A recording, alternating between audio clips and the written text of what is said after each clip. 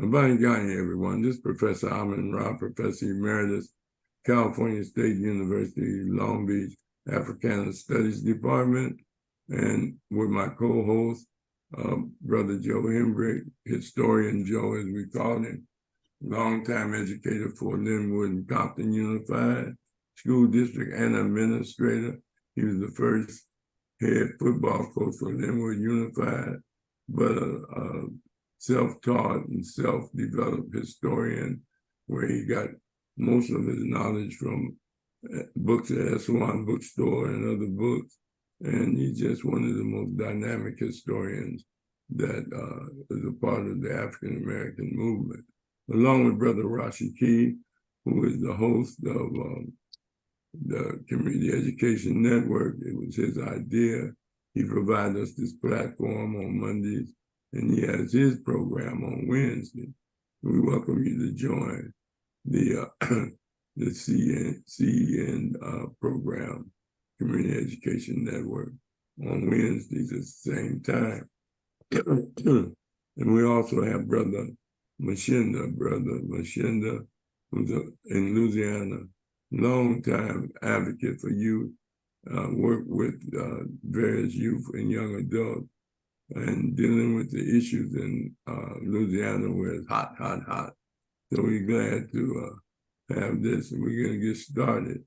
I'm going to introduce our guest tonight, a very special person in my life, my daughter, Cheree Montgomery. I added Rahh on the end of her name. And so anyway, she's, as she says, she grew up in Long Beach, California, and graduated from Long Beach Polytech High School. She attended college at Cal State Long Beach, where she earned a liberal studies degree with a multicultural studies emphasis. Cheree also attended California State Dominguez University, where she earned a master's degree in education leadership. In addition, she is a recent graduate of USC, where she is in the final stages of completing her dissertation in organizational leadership. She also holds multiple subject credentials in child development. Cheree has 22 years of experience in education and preschool teacher, child development director, elementary teacher, literacy coach, and curriculum specialist, assistant principal, and principal and district coordinator. Cheree has years of experience working as a teacher, leader, and collaborator with the district and site personnel in designing professional development to improve student outcomes and to support educators.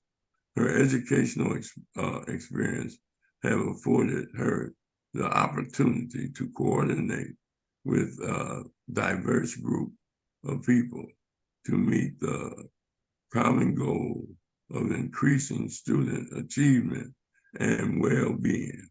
Her educational philosophy is based on her uncompromising belief that all students can learn, given a positive learning environment, strong and knowledgeable leadership, a committed and focused educational team, and encouraging community and a supportive family. Cheree is currently the owner and operator of several businesses in California and Atlanta. She also is part business owner of North Showroom and Studios, Kid Collage Daycare, Portfolio Brand Modeling Agency, and Educational Resource and Clinic, and Mindful Soul Podcast. In addition, she is a mental health advocate who wrote a book on helping families who struggle with ones during mental health crisis. Also, she is a co-writer writer, Courage, co-writer of Courage to Launch with Cheryl Wood. And she's my daughter, and she worked hard to become very, very knowledgeable of mental health. She's an author of a book, and she's just been dealing with mental health issues, both personally and helping others with the challenges of mental illness. And as I said again, she's my second oldest child, born on Malcolm X Day, birthday, May 19th. And she's worked hard to get her education. And she's working hard right now to get people aware of Black Minds Matter in her book. So Cheree, you can start giving us a synopsis of your book, as well as your philosophy and perspective of dealing with mental health and the challenges that Black people go through. Okay. Thank you, Dad, for that awesome introduction. I appreciate everyone that's joining in tonight. As you can see, the title of my book is Don't Give Up, Black Minds Matter, a guide for African Americans navigating a challenging system that fails them. As a mother who has had a son who struggled with mental health, once it started almost about, I would say, we're going on maybe 10 years of dealing with mental health with my son, who was diagnosed when he turned 18. And such an impact, it changed my life, having an African-American male that is struggling with mental health, depression, bipolarism, and also schizophrenia. So by that happening, I needed a place, an outlet to share my story. Why do I do the things I do? Because of the impact of having someone in your family that struggles with mental illness. And being an educator, I thought I knew all the answers and I could solve the problem, but this problem consumed my family and took over, where I needed to figure out ways that I could support my son as he struggled through mental illness. This book that I designed was for anyone who is struggling with a loved one who suffers from depression or any mental illness. I wrote it to encourage people, to provide a light of hope to anyone who has lost someone special, to two common issues of mental health or any kind of things like suicide. The saddest thing is having to face something like I did, with accepting a child who is suffering from mental illness. And for me, I was suffering in silence for years, where it even caused me to feel depressed because I felt like I couldn't resolve or solve the problem. And the plight of our story is that to find the proper medical diagnosis, and also finding the support system that I needed inside of the medical field, because the plight of an African-American male through mental health is way different from anyone else. And so it was my determination and will that I researched, I looked for different answers so that I could help my son and help my family. And so this brought around me writing a dissertation regarding mental health in our educational system, and also writing my story on how I took on the assignment of trying to heal both of us, my son and myself. Okay. Would you like me to go into more details of the things of our story? One of the things that happened to me, one day, I can remember quite frankly, it was in the middle of the night, where the Los Angeles Police Department called my phone, And it resonates so well, like it was yesterday. And they had picked up my son as he was driving. And she had thought that my son was intoxicated. And so she had pulled him over because he was swerving in and out of traffic. And so she pulled him over and she did the sobriety test, and it was an African American police officer, and she automatically found that. She said, I don't think he's intoxicated. Something else is going on. And at that time, he started telling her that he needed help. And she called me, bless her heart. And that's when things went to where I discovered that my son had some kind of emotional breakdown. And so what happened was I drove to the police station, and my son, hold on, and my son was in the police station, and I could look in his eyes to tell that something dynamic had changed, that he wasn't himself anymore, because of the way he was looking and responding to me as a mother. So that caused me to try to leave the police station and find a hospital that could admit him because he was having some kind of mental break. And I found that I couldn't get the help. In the middle of the night, I went to hospitals and they were turning me away, saying that they didn't see what I saw, or they believed that he wasn't a danger to himself and others. But at the same time, I knew that my son was going through these changes. Tell us about him before. Before my son was diagnosed, he was a great basketball player, loved sports, very bright. As a child growing up, he would play basketball all the time. In school, he really didn't have to study. He had straight A's.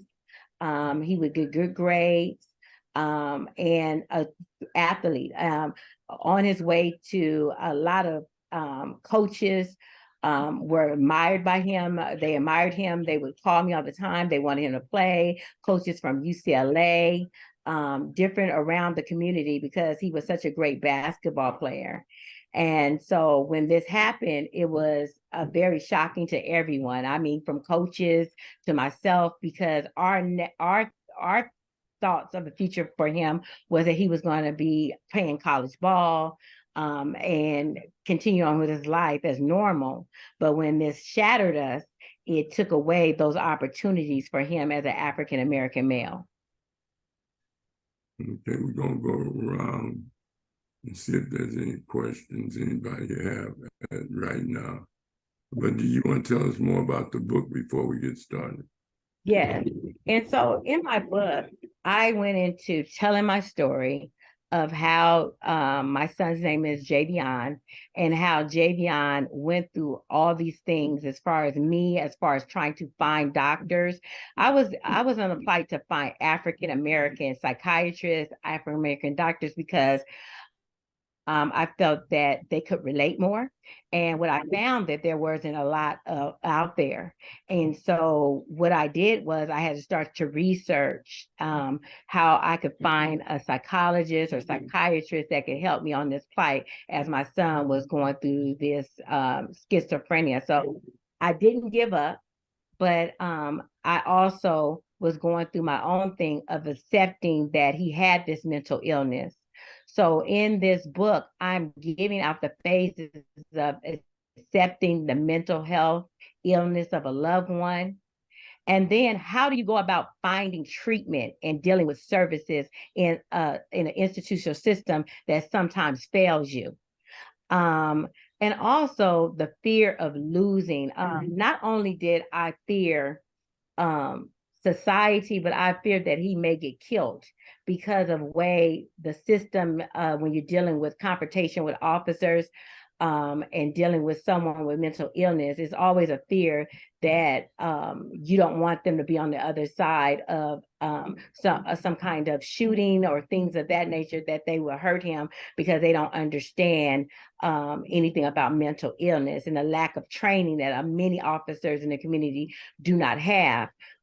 So one of the things is a fear of losing a child, and in understanding that, that's also one of the impacts of my fear was that my son would get hurt, dealing if they would approach him in any capacity that he was having some kind of thing, what they call when they become in that manic behavior, that many of officers do not have the skill or training to help with someone that's manic. And so also dealing with the stigma, a lot of times I felt that I didn't want to share. I didn't want to open up about what I was going through as a mother, what he was going through. I somewhat would keep that inside because of the stigma, and I sometimes blame myself, or I thought people would look at me different because of the illness that had taken over my family. And so I went through a lot of that, and I go through the details of how you deal with that stigma in the community, and why I decided that I no longer would not keep silent, that I would open up my voice to express the impact of someone dealing with mental illness. One of the things that I'm also have to dealt with is drug addiction, and alcoholism that sometimes many people face when they're dealing with mental illness. One of the things that my son is addicted to would be a marijuana. I went through addiction with him of marijuana, and also with alcohol, is a way of where they consume these things thinking that's a way to help them with what they're going through. And so that was a change in my life of trying to get, not only are you dealing with a mental health situation, you sometimes have to deal with that drug addiction behavior, because it's a codependency that they take on, thinking that they can self-medicate and that they can resolve that problem through using narcotics or alcohol. And I also went to the phase of how do we develop a wellness of expression of self-care, and how that I infused a lot of things in his life, such as yoga and meditation, bought a lot of books to teach my son how to meditate, infusing art and music is ways that I started taking on a journey of healing for myself and for my son. And those are kind of the things that I express in this book, and how it has impacted me. There has been times that my son has walked away thinking that no one loved him, that there was a time where he was wanting to live in a homeless camp. My son has been incarcerated for mental illness. And then on top of that, I also had to deal with how do you help? I help a lot of parents and families that deal with their child with mental illness. I'm teaching them how to, what they call conservatorship. A lot of people don't know. You don't have to have a loved one. You can take over their rights to get them help if they are not willing. And if I didn't have conservatorship, I don't know where we would be, because my son's unwillingness to accept that he had a mental illness was one of the impact that also affected my family and as a whole. How do you get conservatorship? You go through the court system, and usually a social worker will help you once they get on a 5150 hold, which I didn't know anything about until it happened to me when they decided to put my son on a 5150 hold. And through that, I talked to a social worker that I felt that he is incapable, and that he is not being able to take care of himself. So along with the social worker, you fill out some paperwork with the court system and mental health court.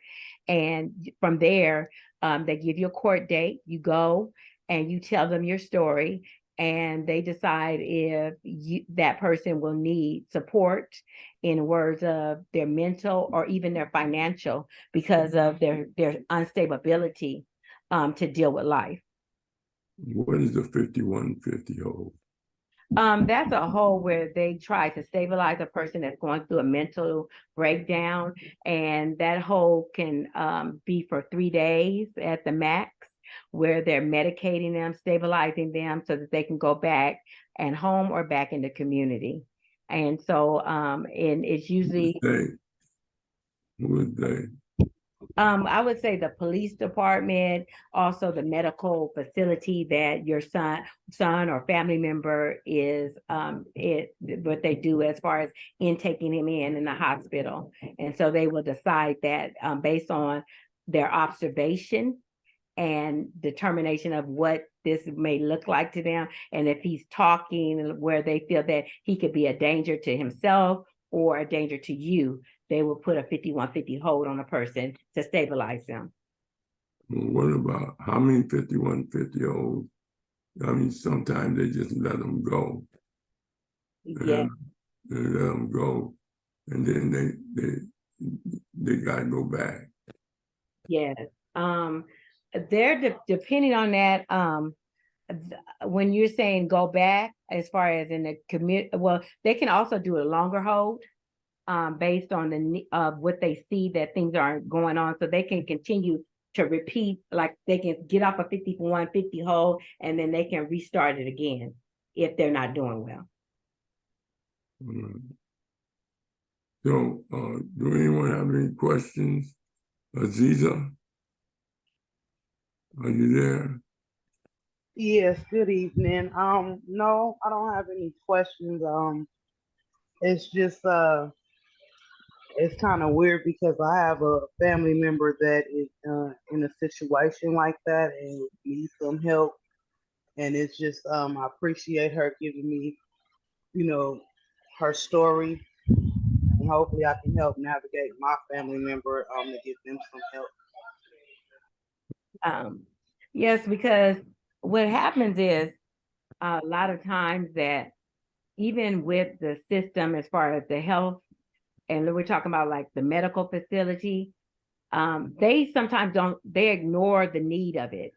And so they will push them back on a family member, knowing that that family member needs assistance and help.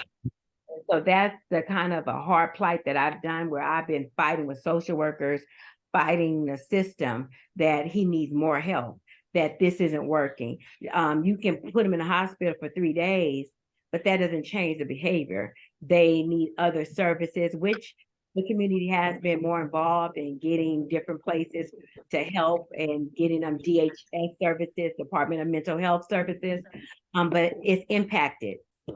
So a lot of times it's a waiting list and you do not get the services that you need immediately. So you could go 6 months. I've been on DHS's list for approximately 6 months, wanting them to get him outpatient services and to support me. And so that leads you into you're trying to seek help in other ways. And it's painful to go in a system.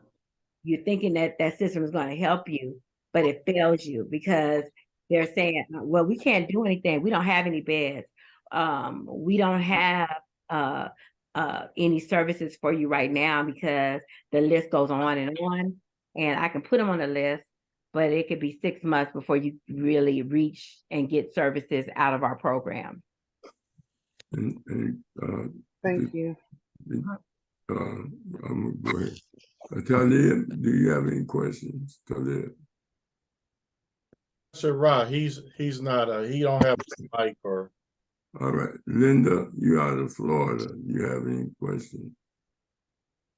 No, not at this time, because I chimed in late, but I just want to keep listening, and then I will definitely, because I'm listening to what the topic is, so I need to listen a little bit more, because I definitely have a lot of questions once you all finish up. Okay. Yeah. And so one of my plights has been also training officers and they have different agencies now. More police departments are getting a mental health support system, but there's times that you will get an officer. I've had it where it could have turned worse, where I've called them saying he doesn't have a gun. They will ask you these questions like, we're going into the situation. Does he have a gun? Does he have access to knives? Does he have all these kind of things? And I clearly have to repeat myself when I'm calling 911, because the first time that I had to make a decision, of calling in law enforcement on my son, it was tragic for me because being raised in a community, the last thing you want to do is pick up a phone to call a police officer, or especially on a Black male. And so I contemplated, but I was like, they're going to come, they're going to kill my son because he was manic and he was acting in a way, but he didn't have a gun on him. He didn't have anything. But I said one wrong move, they could take that as him doing something and wind up, and I would have been the person that called the police on my son. So you imagine as a mother, the things that you tell them, how to be safe with the police, how to contain yourself in the police, but you're picking up the phone and you're calling 911 to say, help me, I need help because I can't get him to get the help that he needs. And so one time I did have an officer, she, instead of de-escalating, that's what I call, you can get an officer that would de-escalate the situation with mental health, or you can have one that escalated in a matter of seconds. So I did have an officer one time in a situation where he was manic, and manic is when they're hearing voices, they're delusional. Some of my son's manic behavior is him walking down the street in his underwear. He's doing push-up, he's sweating, and it's just like, and everyone's looking and they're going like, what's going on with him? What and so it's just a whole behavior because you're just out of it. And so I had a officer come up. Automatically she escalated the situation. She popped open her trunk, she got a rifle, she clicked it, and she said, what's going on? And that's when he started running, and it became a big thing because it was a calm situation, but she came in ready to shoot him down because she felt that he was a danger to herself and all of us. But he was not. He did not have a gun. He didn't have any weapons. It was just him doing push-ups in the middle of the street in his underwear. So those kind of things I've dealt with. In my book, it talks about a village. If it wasn't for the upbringing of my father and my mother, that are very strong and have taught me so much, but also it's hard when you're going through this, that you need people to talk to. A lot of people don't want to deal with a person that's going through any kind of mental health. So I see why. I used to say, like, how are those people on the street? Where are their families? Why? And some of them do want to be on it, because I've done research where they want to be on the street and homeless.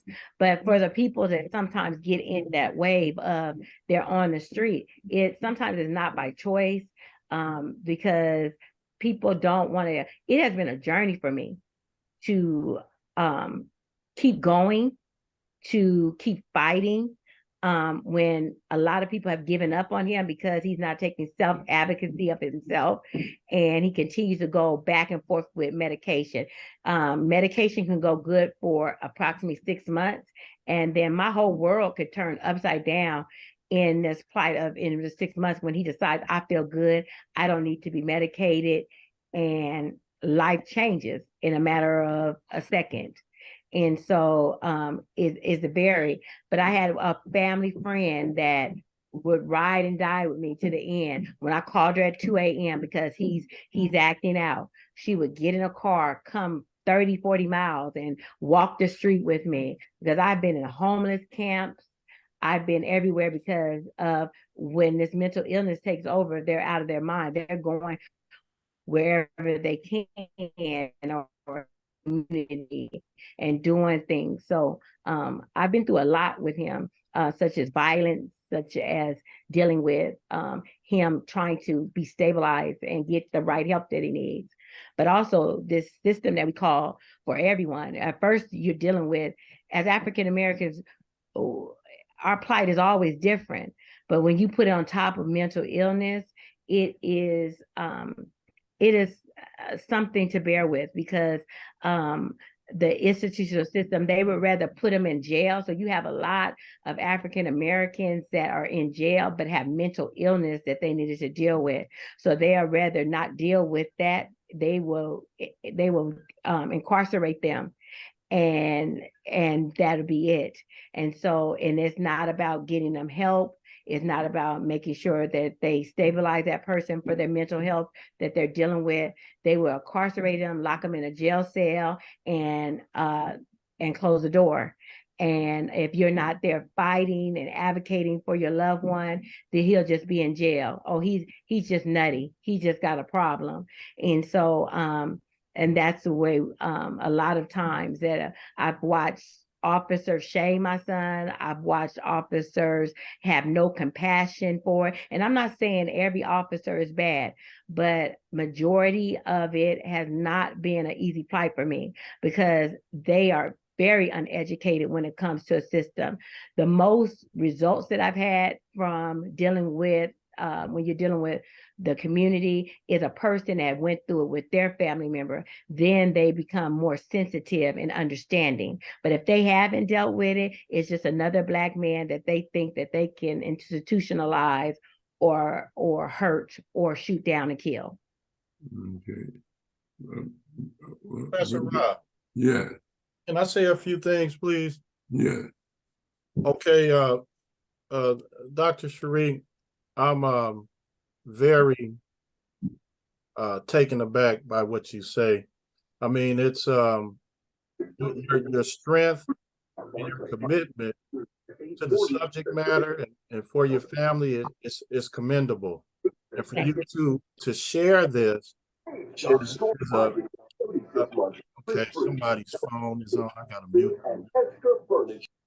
Okay, so I mean, I really commend you, and I want to say this. We live in a mentally ill society, and we do, Professor Rahh. And see, we you know, and I try to talk to people because I done been through some stuff in the same area, you know, have family members that been through it. And when I used to do some things that I tried to justify, like drinking alcohol, and I try to justify doing that, and it's a value that's picked up in this society where people think it's okay. And like you were saying earlier, to get a drink to try to self-medicate and all that, it's not helping the situation. It's actually hindering the situation. It's eventually it's going to make it worse, because anybody that has that addiction do not realize what they're doing. I had to stop drinking, okay, because I knew that it wasn't good for me.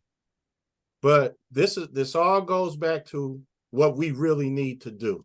We need to stop doing certain things. We need to change our value systems and do stuff that's more healthy for us.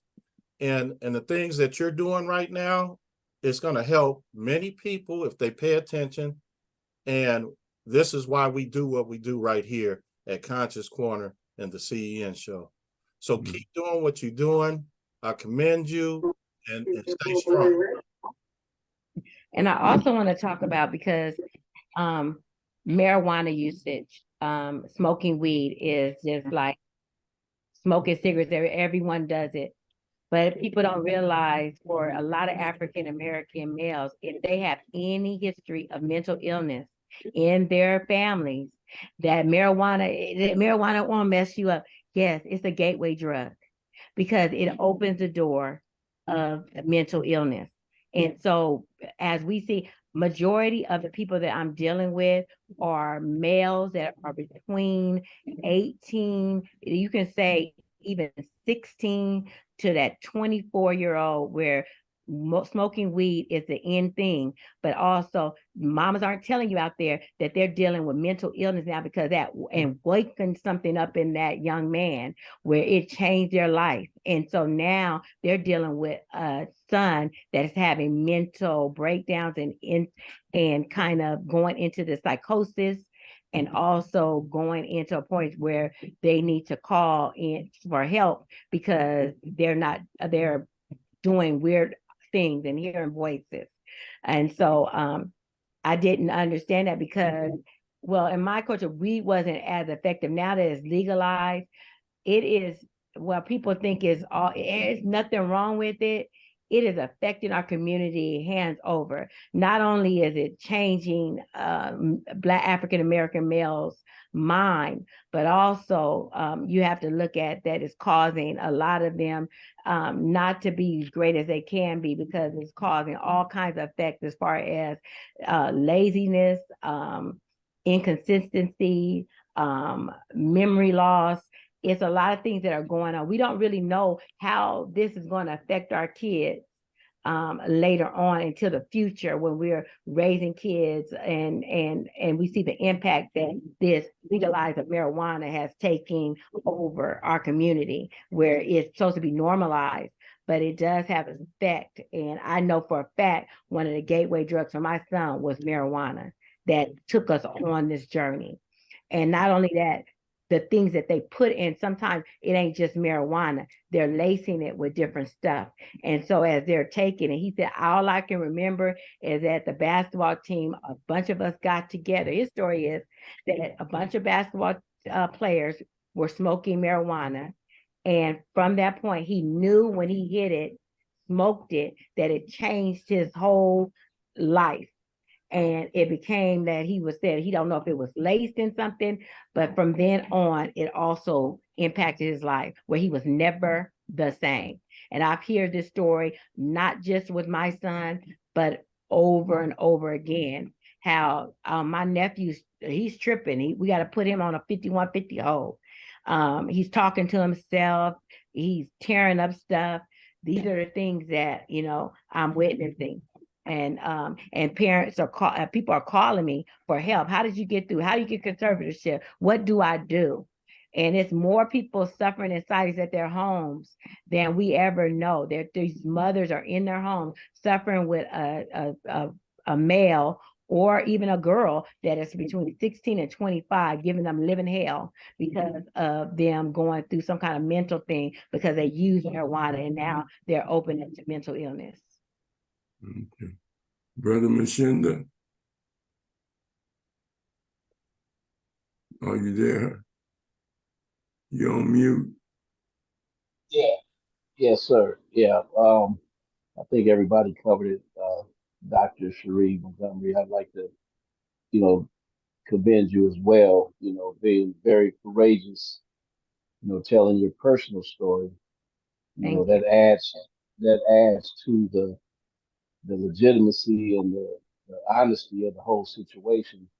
And you know, you're a valuable resource in this fight against mental illness.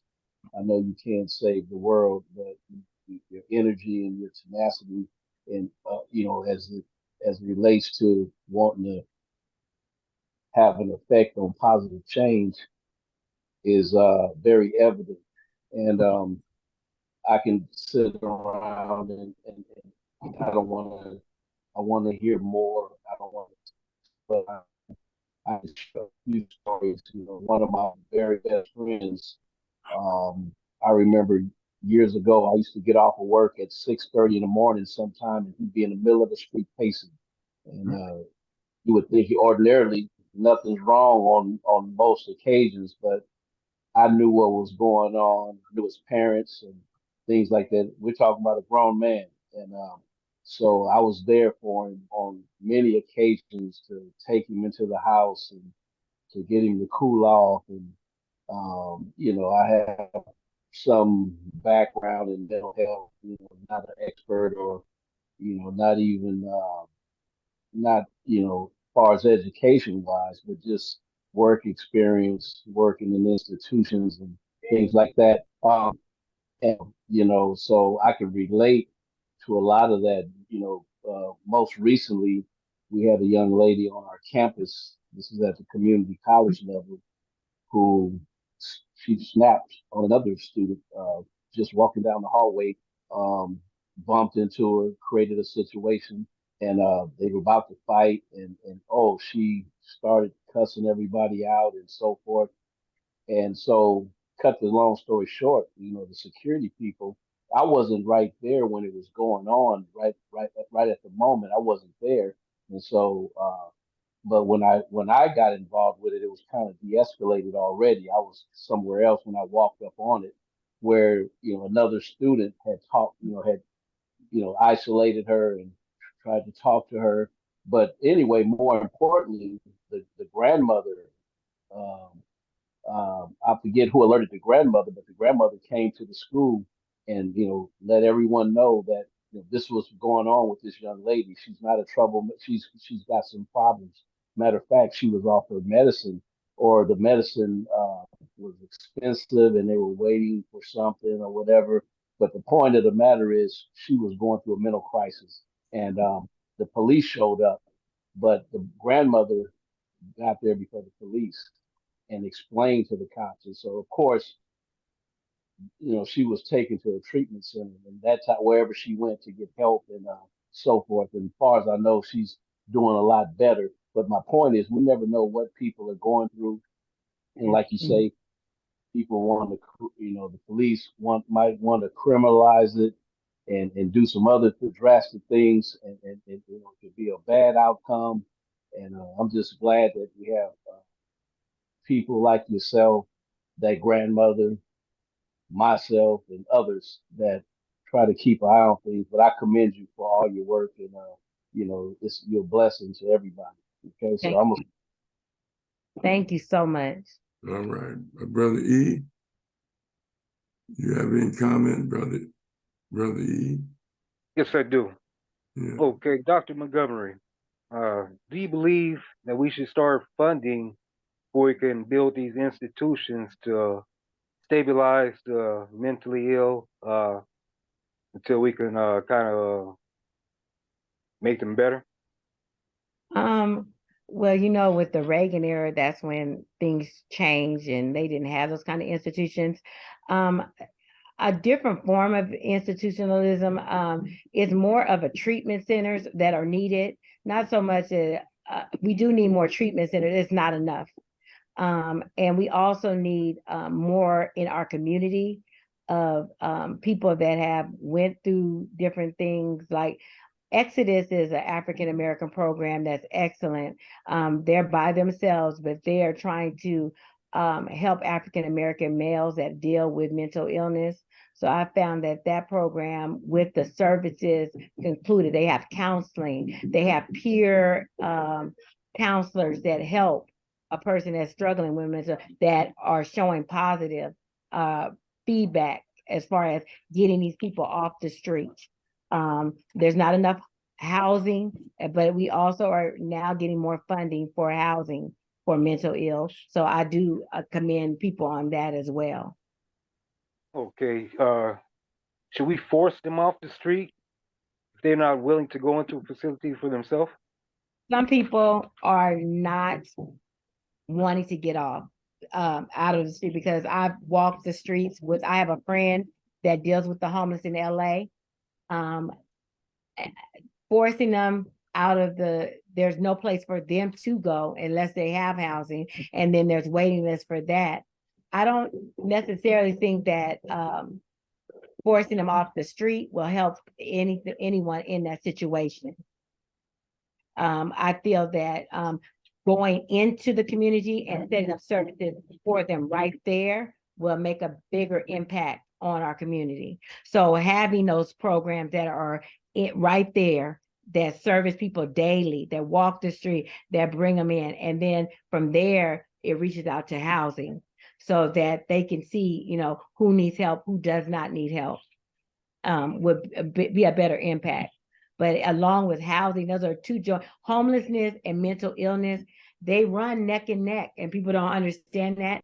But if we get somewhat have facilities, which they're growing at a rapid pace, but they're just not as fast as we would like, having that system where you get the treatment, we provide housing, that is the key. And so if they could do that, and I don't want it to be a victimized, because that's a shame of them institutionalize it where they had it before, where it was just, they just lock you away and they don't give you the proper services that you need. They just say something wrong with them, let's lock them up. We're not going to try to, because with Everyone that deals with mental illness, if like you see people that are walking down the street and they're talking to themselves, if they get the proper treatment, that doesn't mean that they will be like that if they got the proper services they need medically. Because my son, sometimes I was so scared one time, I thought I was never going to get him back because I seen how far he was talking to himself, hearing voices. But if you get them medicated with schizophrenia or bipolarism, then they can be okay. But we have to also then you have to deal with the drug addiction. So it's like a a revolving door of what can be done, and the willingness of the participant to want to change, to want to get help. A lot of them do not want to stay on the medication. Because let me tell you about medication. Medication does not completely get rid of the voices and things that you hear. It calms it. Then you go into therapy and how to use different things to help you. But people think, oh, just take your medicine. You're still dealing with things where they feel like they're zoned out, that the conscious brain, because the research that shows that they're foggy and it doesn't make them feel good. And sometimes we're forcing them to take medication that they don't feel. And also, a lot of the medication leads to impotency, where they can't, have sex. They can't have it. So you're looking at a whole thing of why some people say, I'm not taking that mess, because that takes away your manhood. So then we're dealing with something else differently. So it's a lot to it. It's just not a photo. People just saying, oh, he's unwilling to take the medication. But there's other things that they got to constantly talk about the meds. My son has been on 20 meds and trying to figure out. Sometimes you have to also deal with what's the proper dosage, if this is going to work, if it's not. The best thing he's ever did, but he doesn't like, is the injections they get that last 30 days. And you won't have to worry about them taking medication. One of the things with my son is that he's so disorganized. How are he going to be organized to get on a system that he takes medication on regularly? If a person is disorganized, and that's their personality, you're asking them to take ownership and take your medication at 9, 12, 10 o'clock at night when they don't even have the skill capability to take your medicine. So then that becomes a problem as well. Any more, E? Okay, thanks, man. Appreciate you. Brother Hembrick, you there? Yes, sir. Appreciate you, Dr. Montgomery. Thank you. I feel for your cause. My last 8 years of working before I retired, that's something I tried to get into the schools, were mental health services for the kids, which they desperately need. And I'm so proud of my daughter. She's going into her last year of medical school to become a psychiatrist. Oh, congratulations to her. Thank you, because we need people that look like us servicing our people. Mm-hmm. So actually, she shocked me when she chose that area of medicine to study. But anyway, it's definitely needed. Like you mentioned back in Reagan's time when they cut down, they closed down Camarillo, and I don't know if the Norwalk facility is still open. Mm-hmm. But I got a question. When your son had his initial, bouts with it, did you contact Augustus Hawkins? Yes, we went through Augusta as well. That was our next fight, because when you're in the Inland Empire, oh my God, I had to cross county lines because we were living in Riverside, Corona area. There's nothing out here, right. Nothing, and so I had to drive him in a car hours and an hour and 30 minutes in traffic to try to get help there. They were good in assistance and trying to help. But again, the best place where someone is dealing with mental health is not in, it'll be first LA will give you the most support, then Orange County, last is this Inland Empire. They're just not at the status that they should be in supporting mental health. Thank you. Mm-hmm. Okay. Linda, did you want to say anything again? after listening? No, not at this time, because since I came in late, and I apologize, Dr. Montgomery, for coming, because this is, I needed to hear the beginning, and I will look at this again. And the only question I want to ask you is, are you familiar with the Hillside Project? It's in Atlanta, Georgia. And what it is a focus for youth that are Black males and females ages 13 to 17. Are you Yeah, familiar with that project? I am. And Yeah. there also is a program in LA and Orange County that one of my friends that is a psychologist I'm familiar with, and they mental health from that age as well, that my son was a part, that she got him in there even though he had passed that age. So his first year, it was a program similar to that, where they gave them all kinds of services and nice homes and tried to deal with the mental health. Okay. And how do we get in touch with you again? Since I came in late, we probably said it at the beginning. Okay, How do we get in touch with you again? Or just to see what you're doing? Okay, yes. I'm under Dr. Legacy as far as Instagram. I'm under Dr. Cheree Montgomery on Facebook. And you can also read me at my email. It's peace, PEACE, Cheree @gmail.com. You can also reach me there. And at the end of the month, I'm looking forward to also doing a book release that's coming out shortly. As you can see, it's almost ready at the end of July and the beginning of August. Awesome. Yes. Because and I chose that topic, don't give up, because there's so many times I wanted to give up, but I didn't. And so, and that's where, like, the first thing I talk to parents when I'm doing my academic work is they'll tell me, I want to give up. I just can't take it. And so if you ever been in there or anything that you're dealing with, that's a hurt feeling. And I also dealt with feeling like God had turned his back on me, because I felt like, why was I chosen? Why is my family going through this? And so I had to go through a lot of healing and dealing with that, because I felt like we were being punished for some reason. And so I found that no, it's a bigger thing. God wants me to be a voice. So that changed my whole life of going out to be an advocate for mental health. And now I see that my journey is a blessing to others. But at first I thought it was like a punishment. Like, are you kidding me? You know, because I work so hard and you want the best for your kids, but then you see them going through this kind of thing. It's tragic, you know, but there is light at the end of the tunnel if you stay consistent and never give up. Thank you. You're welcome. Yes, Cheree, I want to commend you also, because he's my grandson, so you know. But sometimes he's just as cool and calm, and then they let him go, and then he gets some weed, or and then he trips back out. Yeah.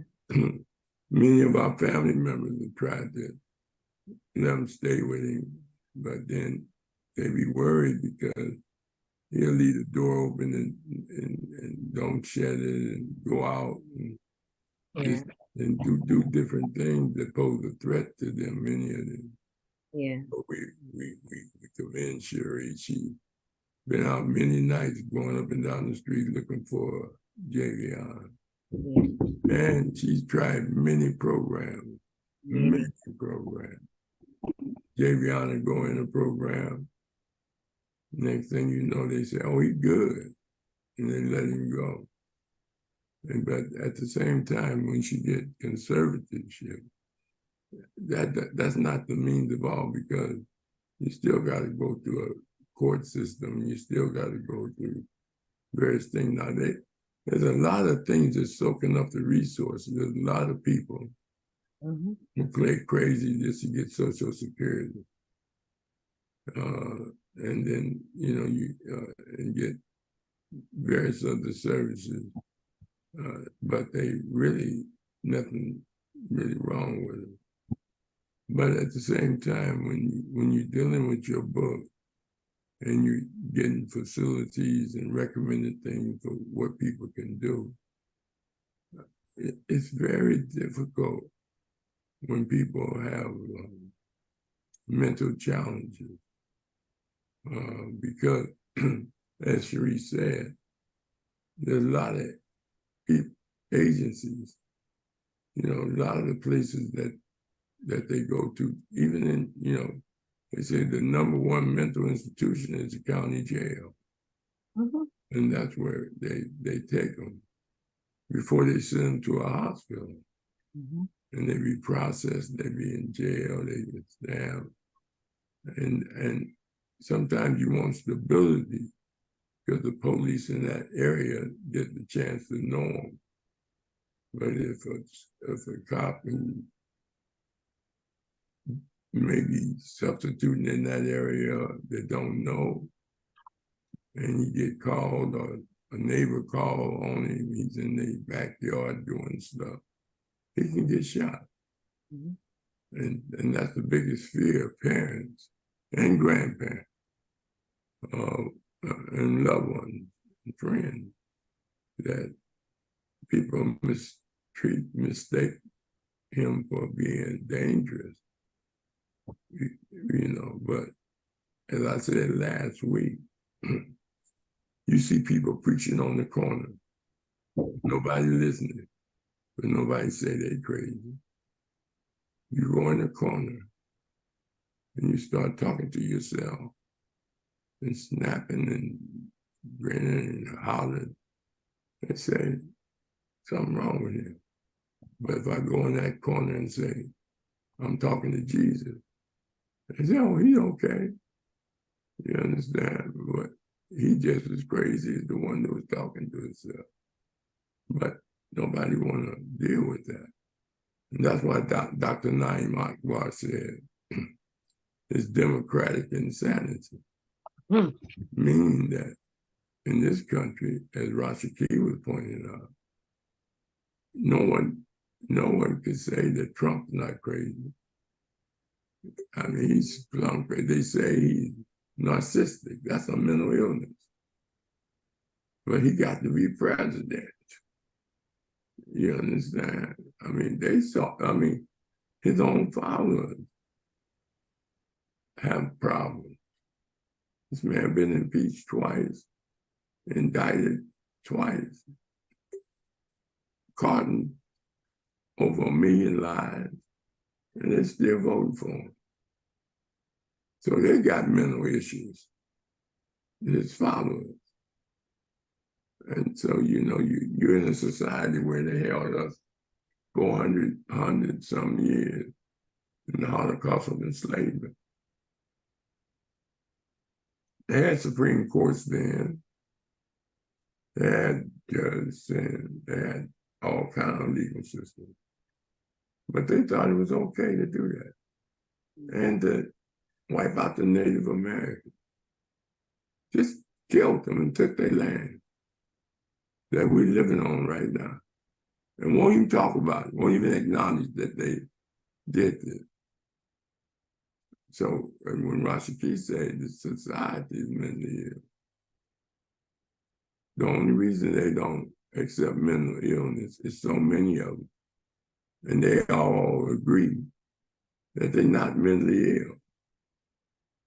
You understand? It's like going into the hospital and saying, why are all these people in here sick? It's the same thing when you look at this country. And the United Divided States. You understand? And this is why it's difficult. Ronald Reagan got rid of mental institutions, and he ended up with a mental problem. He had all time. Rahh, could I ask a couple more questions? Yeah. For Dr. Montgomery.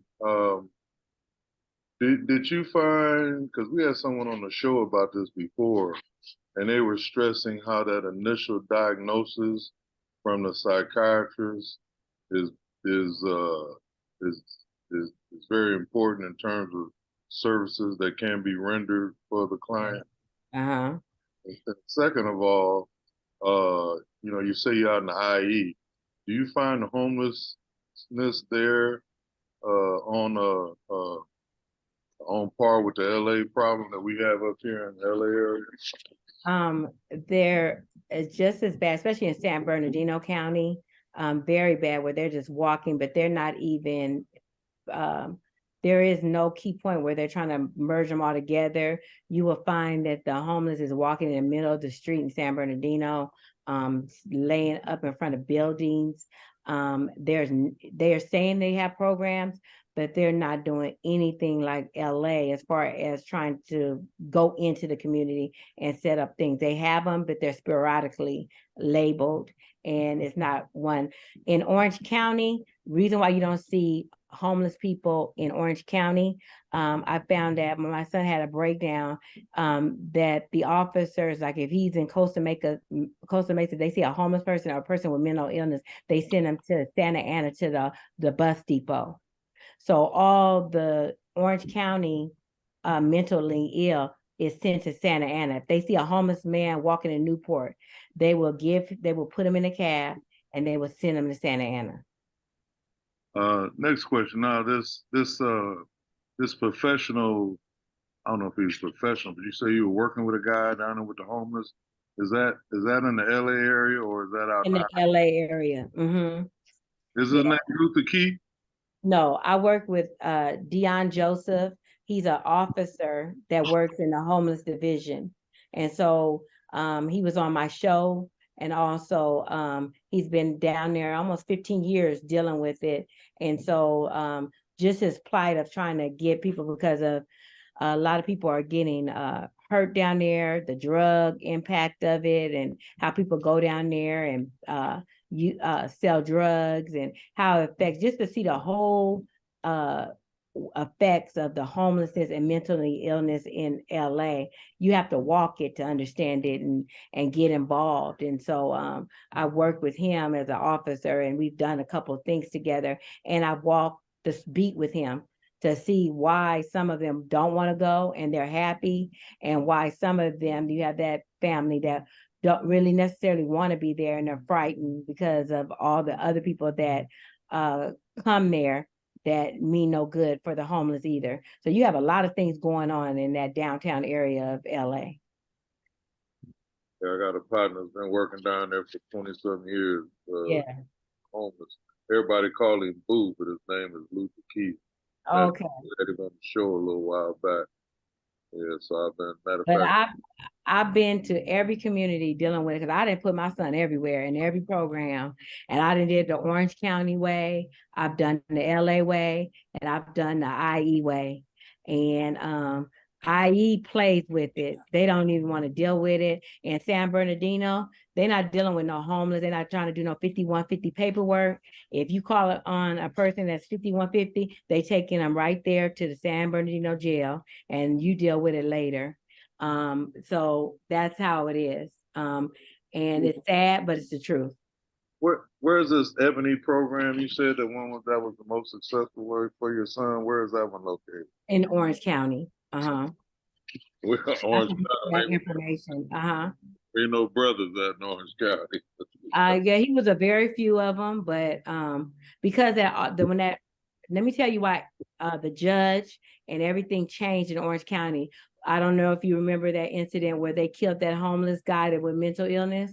Right. They became more aware, and they made sure every officer got training in mental illness because of that lawsuit. So they took on that initiative. Something tragic happened, and that's when Orange County said, "Oh, we can't play with this. We got to figure out a solution." Yeah, and anytime a lawsuit's involved, they were right. All right. And a lot of the officers out here, when I call or if I dealt with them, they say they don't want to touch, because if they hurt them, that they'll get sued. And so then you have the fear for that they don't even want to do. But most of the time, reason why they don't want to take a person or deal with mental illness, they don't want to do the paperwork. Mm. It's sad to say that's why they're getting a team together and putting an officer on there, because they will write up that paperwork. It's just not that you just drop him off at a hospital. It's paperwork behind it. So they'd rather let him walk off. Oh, let him just walk off and don't worry about it, because they don't want to have to deal with it. Big area of need. We have people. Sure. All right, appreciate you, sister. Thank you.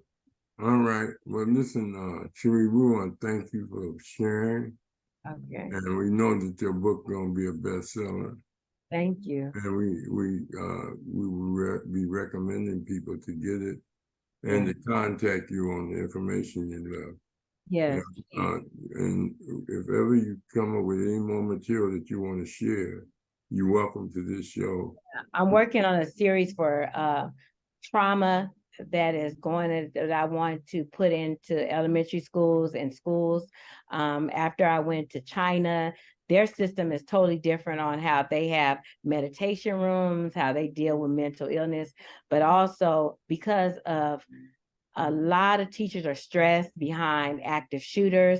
A lot of teachers are stressed behind you can't believe it, but transgender is affecting how we're teaching in the classroom as well. Bullying and the effects of as a teacher, how do you deal with all that? And still you want to teach ABCs, but then you have a mama that's saying that a little boy can wear a dress in your classroom or come in to class with nail polish on and pink hair.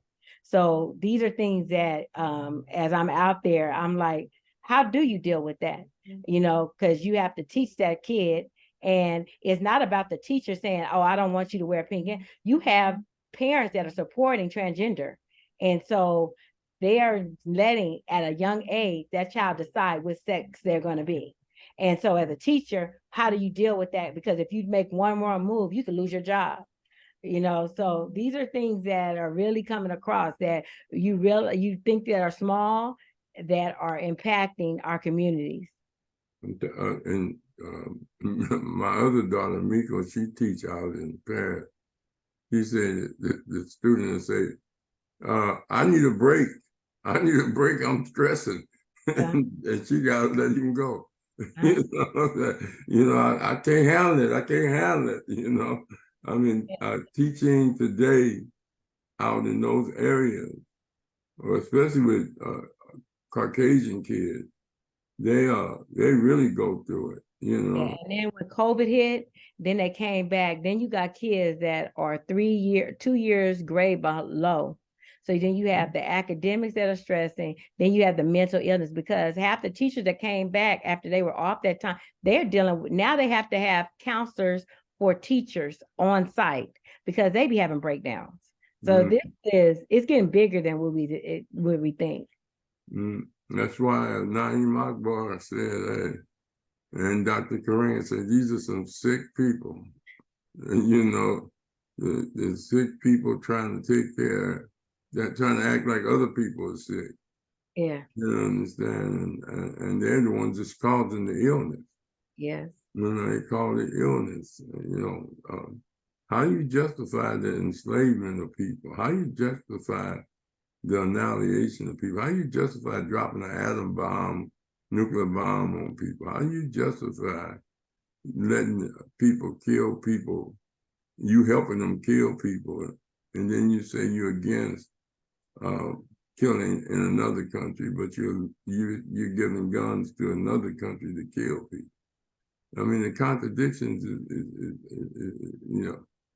sickening. But anyway, as I was saying, Cheree, we welcome you back. You can tune in. We're here every Monday and Wednesday, and we have different guests. And we deeply appreciate you sharing your wealth of knowledge with us. Tell your mom and your father-in-law, all of them, I said hello. Rashiki, what's happening Wednesday? All right, let's take a look. Let's take a look. Let me share the screen. Here we go. You see Dr. Cheree right there. Then we got RJ Catron. I think that's how you pronounce it. I was talking to his father and he was pronouncing it for me. So Nutrition for Black Health. That's on Wednesday. He's a young guy that's studying that area. So we're gonna enjoy him. Okay. And Okay. Well, next Monday, even though it's over with, we got to discuss the 4th of July, not the 4th of July, but the 4th of July, and all the mental illness that they are demonstrating that they think is normal. Burning their money up with fireworks, polluting the air, and just talking about they celebrating Independence Day. And they, it's just a bunch of psychotic stuff going on that we got to look at. You tell your kids don't play with fire and they burn themselves up with sparklets, blow their fingers off with cherry bombs, and you sitting up there giving it to them. We got to deal with them with the sickness and the illness of this society that they think they normal, but the guy's not normal. This society is not normal. So we're gonna deal with what Frederick Douglass said, and in his words, how could we celebrate this when we had chains around our neck when you declared your independence? So we're gonna deal with that on Monday. Hopefully everybody will tune in. All right, thank you, everybody. Everybody prepare something to say, and we really appreciate everybody that came on tonight.